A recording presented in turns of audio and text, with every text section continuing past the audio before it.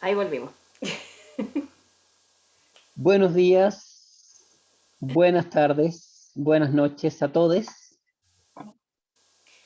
Hola, bienvenidos a un nuevo capítulo de Ciencias Celulares. ¿Cómo están? Tarán. Qué bien, se me olvida que no nos pueden responder. Bueno, no ahora, directamente, después nos cuentan. Ya, compártete el PowerPoint. Ah, ya vamos. Bueno, no, parto contándoles que ese pequeño videito que vimos al principio es cómo se mueven los girasoles. Que esa fue el punto de partida de esta clase. La idea de con Tamara tenía realidad. Las células se hinchaban, o creo que tú tenías otra idea de mecanismo. Pero, Eh, ya, ahora sí. Es que se había pegado un poquito. ¿Se ve bien ahí la presentación? Se ve bien. Ya. Em, Yo me acuerdo que vimos cuando estudiábamos, no sé si tú te acuerdas, las acuaporinas, que eran unas proteínas especiales que se que dejaban entrar agua. ¿cómo? Que dejaban entrar agua. Claro, que se identificaron en el tiempo que nosotros estábamos estudiando un poquito antes, que eran canales específicos de agua, Ujú, que antes el agua se creía que pasaba por simple difusión. exacto. Oye, le contaste que, perdona, es que yo estaba cargando la clase, pero contaste que hoy día la clase es de movimiento. No todavía, pero ahí está. En eso iba. Bueno, la vida en movimiento. Y la idea de esta clase, como les decía, parte de estos girasoles, y nosotros teníamos una idea totalmente distinta. Y nos engañaron. Y resulta que si uno ve los videos que les recomendé, están también subidos en la lista de videos del curso, explican que este movimiento de los girasoles se da a través del crecimiento. Sucede que a ciertas horas del día crece un lado del tallo. Y eso hace que el resto, el total de la planta, se tuerza. Y a otra hora del día crece el otro lado. Y eso hace que se tuerza para el otro lado. ¿Sí? ¡Wup! ¿Se entendió algo, más o menos? Yo lo entendí perfecto. Además que contémosle a los suscriptores. Esta es la segunda vez que grabamos la clase. Sí, porque la habíamos grabado y se me borró. No sé cómo, pero se me borró. Nos había quedado genial. Pero bueno, vamos a tratar de hacer igual una buena clase hoy día. Sí, Sí, va a ser un poquito menos espontánea, pero esperemos que eso se traduzca en una clase un poquito más fuerte. exacto. Bueno, y entonces esta idea de que la estructura crece y es a través del crecimiento que se genera el movimiento, me recordó lo que sucede dentro de la célula. Por ejemplo, en el caso de los pseudópodos. Pseudopodos, Algo así como patitas. exactamente. ¿Y qué son los pseudopodos? Algo Son así como algo así como patitas. traducido literalmente del griego. Sí, no es griego. Sí, es griego. Algo así como patitas, o sea, son patitas de las células. ¿De qué células? Por ejemplo, de las amebas. Las amebas son protozoos de vida libre, organismos unicelulares que andan en aguas que nosotros llamamos biológicamente contaminadas porque a nosotros no nos sirven porque nos pueden hacer mal. Y estas amebas se mueven a través de estos pseudopodos. Pero también se da en la migración celular de nuestras células. Este movimiento que, como no son amebas, se llama ameboide. ¿Y en qué consiste este movimiento a través de pseudópodos? En que la célula crece prolongaciones, le crecen patas, y las patas se van armando y desarmando para así poder moverse. O sea Y que son ahí patitas temporales nomás, como para avanzar. son patitas temporales para avanzar. ¿Y cómo se forman estas patitas? Y ahí viene la idea de crecimiento y movimiento a través de el ensamblaje de componentes citoesqueletales. ¿Qué es eso de citoesqueletales? Cito, célula, esqueletales, esqueleto. O sea, nuevamente, la célula no es un saquito con sopa revuelta, sino que tiene un esqueleto. Bueno, Chachán. y entonces eso es parte de lo que vamos a hablar en esta clase. Y ahí en el esquema pueden ver un o sea, perdón, en la diapo pueden ver un esquema de un pseudópodo, un corte, y que se ve ahí actina y miosina. Actina y miosina, ustedes deben haberlo escuchado por ahí, son las proteínas del movimiento muscular nuestro, en células de bichos raros. ¿Sí? Los actores se repiten. Y si ven el esquema abajo, ahí explican cómo se van agregando unidades de esta proteína para ir alargándose y formando el filamento de actina. Y si se fijan ahí, hay amigos conocidos. ATP. Y no estamos hablando de tenis. No estamos hablando de tenis. No estamos hablando de tenis. ¿Se acuerdan del ATP? Yo sí, del adenosintrifosfato. Esa Es molécula que tenía enlace de alta energía. que ¿dónde se produce mucho? En la mitocondria. Mitocondria. Eso quiere decir que es altamente probable que si tenemos movimiento, se asocia a la Mitocondria. mitocondria. Pasamos a la siguiente diapo. O sea, van a ser células que van a estar, que van a tener hartas mitocondrias, me imagino, ¿no? Debieran. Mientras Oye, más se muevan, más. ya, se mete el ATP y después se hidroliza y se transforma en ADP, o sea, pierde ahí un fosfato, por lo tanto hay uso de energía, ¿cierto? Y viene primero amarillo. ¿Qué es el amarillo? ADP. Ah, porque está unido a ADP, lactina. Pasa, se une a ATP y se mueve hacia allá. Ah, mira, qué Claro. lindo. Se une Y fosforilado y proteína, después se estabiliza desfosforilado. Y después hay señales para el acortamiento y desensamblaje del extremo menos. Si se fijan, hay un extremo más, es más porque va creciendo. Es donde se agregan las nuevas subunidades. Y se un une, extremo menos, ¿cómo? se une la profilina, que es como la que da la señal, la que tiene que ir al lado positivo. Y la ADF cofilina, me imagino, es la que va señalando que se tiene que desarmar.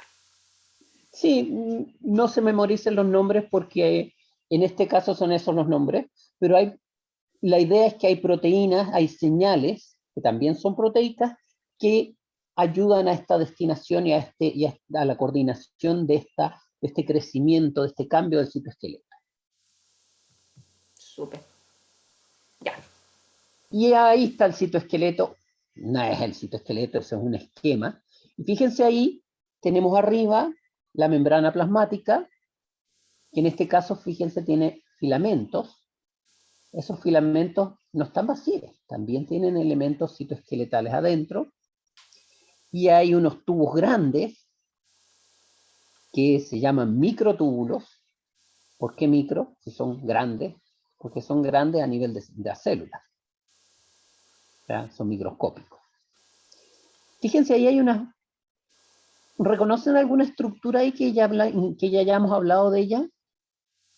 Yo veo ahí como un salame, que me da la impresión que la mitocondria, ¿no? Tiene toda la... Exactamente, exactamente. Si se la- fijan ahí vemos la membrana externa, la intermembrana y los pliegues mitocondriales, que no se llaman pliegues, se llaman eh, Crestas mitocondriales. crestas, eso, por la cresta que se me olvidan las cosas. Y fíjense además que hay otros filamentos, que dicen filamentos intermedios, que Ujú. son más delgaditos que los microtúbulos. Y finalmente hay microfilamentos,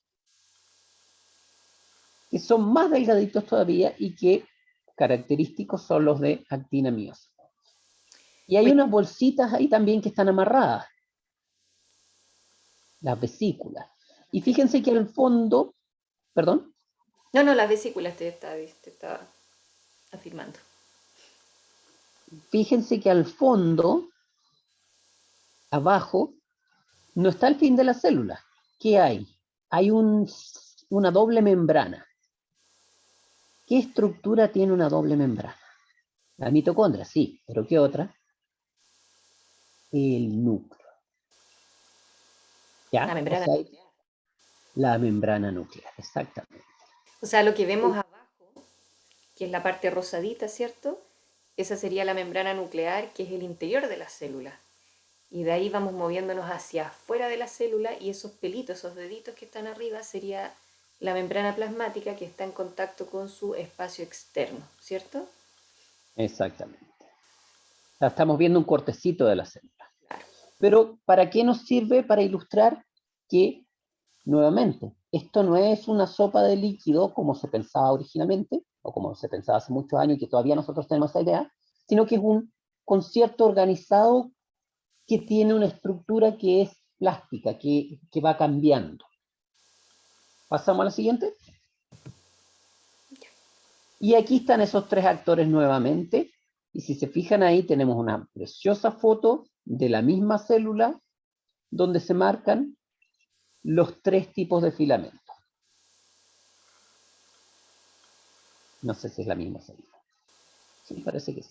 ¿La misma qué, Y perdón? ahí, célula. Ah, Y ahí tenemos, si se fijan, los filamentos intermedios, esos que están en azules.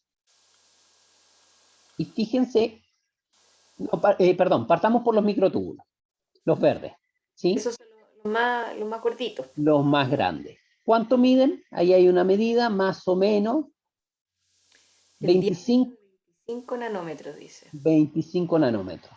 ¿Qué quiere decir eso? 9 ceros y un 25. Exacto, 10 a la menos 9 metros. 10 a 25 la por menor. 10 a la menos 9 metros. Y fíjense ahí, hay un esquema en la célula donde aparecen los tamaños también. Hay una célula tipo, y fíjense, ahí está marcado 25 Micrometros. micrómetros. Nuevamente, ¿se acuerdan la clase pasada que Tamara les habló de los micrómetros? No, sí parece que fue esta que no la tenemos. No, no, fue en la clase en vivo. Ah, la clase online, sí, pero para los que vienen después. Ah, Eh, bueno, entonces para los que vienen después, no les sí, hablamos.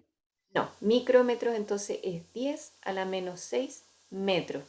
A mí me encanta esto, y ya lo había dicho, ya parecemos disco rayado, pero conocer este tipo de cosas, los prefijos, micro es 10 a la menos 6, nano es 10 a la menos 9, eso es para abajo, cositas muy chicas, ¿cierto? Estamos súper familiarizados con el mililitro, eh, Milímetro. etcétera.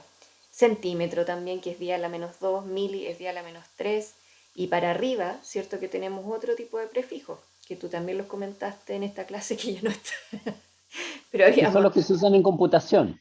de los gigas, los teras, eh, Partimos por los kilos. ya, Kilos son 1000, ujú, giga, eh, 10 elevado a 6, tera, es 12, 9, 9. y no sé. Yo me manejo en chiquitito. Armstrong también me acuerdo que había uno. Sí, pero el Armstrong no es parte del sistema. ¿No? Ah, ya. Es creo que es a la menos 5. No, creo que es Los, a la menos 12. A ver, lo voy a chequear. los chiquitos, los chiquitos yo me inventé una fórmula, pero son ato, femto, pico, nano. Nano es de 9, entonces uno puede ir para atrás e ir agregándole 3 ceros. Mm. ¿Y por qué me lo acordé? Porque aprendí una ordinariez que sonaba parecido a ato, femto, pico, nano, y no me lo olvidé nunca más. Buena forma. Es Armstrong. bueno tener fórmulas memotécnicas para las cosas. Yo tengo una, por si están estudiando mitosis, promete, pero me falta la anafase por ahí. Pero profase, metafase, telofase. Y por ahí metía la anafase, que no me pregunten ahora, porque se me olvidó. Si yo esas fases nunca les encontré sentido aprendérmelas de memoria, porque uno agarra un libro y las ve, Sí, ahora pero sí, pero sí lo que me gusta es poder visualizar cómo esas fases van teniendo sentido en la célula, lo sí. que yo llamo el baile de los cromosomas. Bueno, volvamos al citoesqueleto. Armstrong es 10, es 1 a la menos 10. ¿Viste? No eran, Es una unidad de longitud emplea principalmente para expresar longitudes de onda, Sí, distancias se usa mucho. atómicas. Mm. Ya, esa no la habíamos puesto en la clase anterior, ¿viste? Sí, no, pero esa además no es parte del sistema internacional. El sistema internacional usa múltiplos de 3. Es más elegante. ¿Ya? En Estados Unidos seguro que lo ocupan. Ya, no voy a decir nada más. Sí, sí. Bueno, en Estados Unidos miden las cosas en términos de canchas de fútbol americano. Así que, O de partes de tu cuerpo. Pulgadas, pie. claro. Ya. Ya. Entonces, los microtúbulos, fíjense que están compuestos de una serie de subunidades que se pegan unas a otras en una forma de helicoidal, haciendo un tubo hueco. Claro. ¿Se transporta Eh, algo por dentro de esos tubos? Hasta ahora, que sepamos, no, Ya. pero nada dice que, que eso no pueda cambiar en los próximos años. Pero hasta ahora, no. Por lo menos yo lo busqué para esta clase y no. Ya. Oye, entonces la tubulina alfa y beta son las unidades de conformación de los microtúbulos. Son los que componen el microtubo. ¿Qué eso es una proteína, me imagino, ¿no? Son proteínas. Exactamente. Después vienen los filamentos intermedios. Perdón, ¿cuál es la función de los microtúbulos? Son autopistas. Es transporte, es movimiento, pero son grandes estructuras. Pasamos a los microfilamentos, que son los más chicos, los de rojo. Si se fijan ahí, los microfilamentos están más cercanos a la superficie de la célula, En la fotito de arriba, ¿no? en la fotito de arriba. Vale. Y también están compuestos por subunidades, ¿sí? Ujú. Hay de distintas composiciones, pero principalmente están compuestos por actina. Y ahí pueden ver el tamaño también. Fíjense en el esquema de arriba, el que muestra los 25 nanómetros. ¿Sí? ¿Lo ven? Espérate. Ahí nos corría a nosotros. Ahí. A 25 nanómetros y aquí nos dice que el diámetro del microfilamento va entre los 7 y los 9 nanómetros. Exactamente. Fíjense que es mucho más angosto que los microtúbulos. ¿Sí? Y los filamentos intermedios dice variado, la composición variada o la subunidad. Bueno, terminemos con los microfilamentos. Ah, ya, La perdón. función principal de los microfilamentos tienen dos. Tienen funciones estructurales y también de movimiento. Así que van a ser los actores principales de esta clase. Y finalmente los filamentos intermedios son intermedios. O sea, son más gruesos que los microfilamentos y más delgados que los microtúbulos. Ujú. Y además dice ahí composición variada. O sea, no necesariamente son de proteínas. ¿De qué más pueden ser? De azúcares. ¿Sí? ¿Qué quiere decir eso de azúcares? ¿Son dulces? No. Recuerden que el almidón, por ejemplo, no es dulce y está hecho de azúcar. Azúcares pegados. La lignina, ¿qué es eso? La cosa que tiene la leña. También son azúcares pegados. ¿Cómo se llama esto que se usa para el papel? La celulosa. También son azúcares pegados. Yo he chupado papel y no tiene sabor dulce. Yo he chupado muchas cosas y el papel no es dulce tampoco. Entonces, si se fijan, este sistema del esqueleto de la célula es bastante más complejo. Fíjense los filamentos intermedios en el esquemita de arriba, los muestran como pegados por un punto al borde de la célula. ¿Por qué? Porque se ha visto que un gran grupo de filamentos intermedios están relacionados con la adhesión entre células. ¿Qué quiere decir eso? Que las células hablan entre sí y que se abrazan. O sea, tienen formas de pegarse una a otra y en esas formas de pegarse intervienen los filamentos intermedios. Oye, A los Sebastián, filamentos, estaba viendo ahí sí. los microtúbulos que rodean el núcleo y después se esparcen en la célula.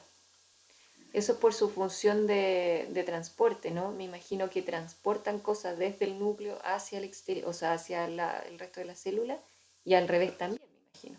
Exactamente. Recuerden los que lo saben y entérense los que no, que gran parte de la síntesis de proteínas ocurre en el núcleo y cerca del núcleo, porque es donde está el material genético que hace falta leer para fabricar las proteínas. Ujú. Y esas proteínas hay que transportarlas a donde se necesiten en la célula. Y por O eso están las autopistas.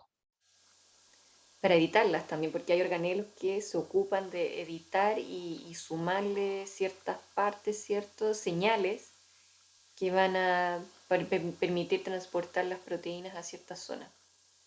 Y de hecho hay proteínas que se transportan en bolsas de membrana, como vieron en el esquema, y que necesitan, por ejemplo, si uno necesita un receptor, ¿qué es un receptor? Algo que está en la membrana de la célula. Y para llevarlo a la membrana de la célula, la proteína tiene que meterse en un pedacito de célula, en un pedacito de membrana. Y ese pedacito de membrana después tiene que viajar a donde se necesite y pegarse en la membrana. Claro. Bueno, para viajar, entonces necesita una autopista. Y por eso es que los microtúbulos están asociados al núcleo.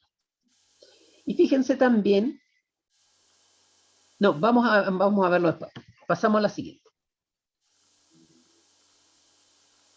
Entonces, ahí está. ¿Se acuerdan que les dije que las vesículas pueden moverse en los microtúbulos? Ahí tenemos la foto.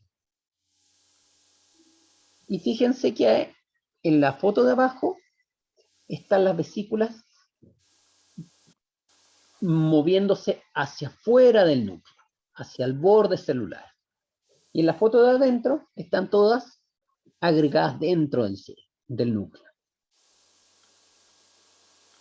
O sea, ahí estamos viendo que hay una señal que hace que estas vesículas que están pegadas a los componentes citoesqueletales se muevan, en este caso los microtúbulos, y se muevan en una dirección que va a depender de esta señal, que es otro actor que van a ver en muchas diapos y que está en muchos mecanismos de la célula, que es el famosísimo AMP cíclico. ¿Les suena esto de AMP? El adenosín monofosfato cíclico, Suena parecido a ATP. porque viene del ATP. No La- sé qué es antes, el huevo o la gallina. el huevo. O sea, Dejé preguntarles. es el mismo adenosín, o sea, adenosina que suena adenina. Sí, es la misma base nucleotídica, pero que en vez de tener trifosfato, tres fosfatos, tiene solo Mono. mono. Mono Uno nomás. Hay espacio para uno. uno. Como monóculo, como monociclo. No se Entonces, mono, monopatín monofosfato. ya tiene solo un fosfato. Un Y fosfato. cíclico porque se estructura en una forma de ciclo, en una forma cerrada o como un circulito. Y ese es uno de los señalizadores celulares más usados o más conocidos. Pasamos a la siguiente. Me da la impresión que la clase que habíamos grabado conversábamos más. Estamos como medio. Ya se me olvidó de qué Es que decíamos. ya perdí un poquito la novedad, pues. Sí. Pero vamos a intentarlo, vamos a intentar. Estamos intentando. Bueno, y entonces, ¿cómo se mueven las vesículas o las cosas a través de los microtúbulos? Lo que sabemos ahora, sí, que esto está bastante actualizado, lo que se han descubierto son más nombres y más familias, es que hay proteínas que están dedicadas a mover cosas a través de los microtúbulos. Y estas proteínas les dieron el nombre muy original de motores. ¿Por qué? Porque mueven. Moto es movimiento. ¿Sí? Entonces, y aquí, fíjense en el ejemplo, hay ejemplos de dos grandes familias de motores, las quinesinas y las dineínas. Habíamos comentado de las kinesinas, para recordar nombres ahí. Kine es de movimiento también, kinesiólogo, por ejemplo. Entonces, quinesina nos suena a eso. Y ahora estoy buscando las dineínas porque me acuerdo que la habíamos buscado y se me olvidó lo que era. Pero dale, no Es, rellena. como, es de dínamo, Dina. dinamismo. Esa es la raíz. Una de las dos debe ser griega y la otra latina, probablemente. No sé. A ver, etimología. No sale. Sí, Pero no no, se nos ocurrió, dinámica de movimiento también, de cambio. pero no se nos ocurrió ninguna fórmula memotécnica para acordar. Pero fíjense que ahí, ¿cuál es la diferencia? Que las quinesinas mueven hacia el lado más, o sea, hacia afuera de la célula, exactamente, hacia la membrana celular. Y las dineínas mueven hacia el núcleo. ¿Por qué alguien tendría que moverse de vuelta, por ejemplo? Buena pregunta. ¿Qué pasa, por ejemplo, si tú agarras un pedazo de membrana y lo metes adentro de la célula? Y si haces eso todas las veces siempre, tu Va membrana se va a ir achicando. Si se mueve hacia adentro, se va a ir achicando. Si se va moviendo hacia afuera, se va agrandando. O sea, y eso tú necesitas restablecer el balance. O sea que la vuelta es como recuperación de materiales o movimientos de señales también, ¿cierto? Claro, depende de qué es lo que estés moviendo. Lo mismo con un transportador, perdón. Imagínense, ustedes tienen una antena, que actúa cuando ve una señal, tiene que cambiar un mecanismo de la célula. No estoy siendo muy vago. Van a haber ejemplos, pero por ejemplo, hay veces en que llega un receptor a la membrana de la célula y esa señal tiene que gatillar otras cosas adentro. Y entre esas cosas que gatilla es decir, ya no queremos saber de esa señal, ya nos lo dijiste, así que no queremos saberlo más. Entonces, ¿tú qué haces? Ese mismo receptor lo entras, lo internalizas, lo sacas de la membrana, para no estar recibiendo siempre la señal, siempre la señal, siempre la señal. Que es un poco lo que pasa en las neuronas, que es uno de los ejemplos que está ahí en la diapo, que no es una guitarra, por si acaso. O parece un ukelele, Sí, o una cítara, claro. Pero no, es una neurona, ¿cierto? claro. En la neurona tú mandas vesículas con neurotransmisores y necesitas recuperar. Y también tienes sensores que tú puedes cambiar la forma en que contesta la neurona, y esa es la base del aprendizaje, a través de cambiar los receptores que tiene, cambiar la cantidad de receptores. Y una de esas formas es sacar los receptores y tirarlos para dentro de la célula. Eso te permite hacerlo rápido, porque si tú tuvieras que fabricar receptores cada vez que pasa algo, también el mecanismo puede ser al revés. Tú recibes una señal y esa señal dice internalice glucosa, meta glucosa dentro de la célula. Y entonces tú necesitas llevar afuera de la célula ¿qué? Transportadores de glucosa. Y esos tú los puedes tener reservados en vesículas. Y entonces tú sacas rápidamente todas esas vesículas a la membrana, se funden con la membrana y empieza a entrar el azúcar. Que eso sucede en algunos casos con los receptores de glucosa que son sensibles a insulina. Tú tienes insulina, tienes glucosa, y eso gatilla una cascada de señales que termina en un aumento de AMP cíclico, ¿se acuerdan que lo vimos en la diapo anterior? Y eso lleva a la fusión de membranas que tienen transportadores de glucosa. Y ¡pum! La célula se llena de glucosa. ¿Para qué? Para aprovechar que hay glucosa, para producir glucógeno, etcétera, etcétera, etcétera. Oye, hagamos una pausa porque estoy con problemas de recursos en mi computador. ¿Ya? Pausa. Así que vamos a pausar esto un ratito y volvemos con los suscriptores.